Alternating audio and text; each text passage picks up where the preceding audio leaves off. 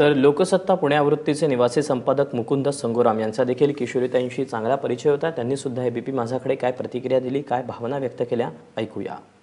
आपण एका फार फार फार मोठ्या विदुषीला फुललेले आहोत। भारतीय संगीतात त्यांनी जे प्रयोग केले आणि भारतीय संगीतात त्यांनी स्वतःचं जे काही मोलाचं योगदान केलं, ते योगदान तर संगीताला पुढे नेण्यासाठी उपयोगाला ठरणारच आहे। पण आज खऱ्या अर्थाने भारतीय अभिजात संगीत किशोरीताईंच्या मार्गदर्शनाच्या प्रतीक्षेत होता। मी परवा त्यांना तेच म्हटलं की ताई, तुम्ही खूप लवकर जन्मलात, खरी तुमची गरज संगीताला आता आहे आणि तुम्ही जर उशिरा जन्मला असता तर या संगीताला अजून काही काळ तुमचा उपयोग झाला असता। किशोरीताई हसल्या आणि त्या म्हटल्या, म्हणजे मी केलेलं काही किरकोळ होतं का काय? पण त्यांनी जे काम केलेलं आहे ते प्रचंड मोठ्या प्रमाणातलं आहे।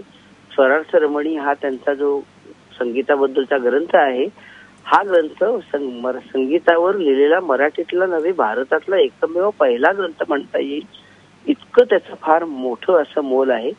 किशोरीताईंच्या जाण्यानं भारतीय अभिजात संगीत एका फार मोठ्या कलाकाराला मुकलं, हे सगळे शब्द अतिशय थिटे वाटावेत, इतकी ही असामान्य व्यक्तिमत्वाची कलावंत होती।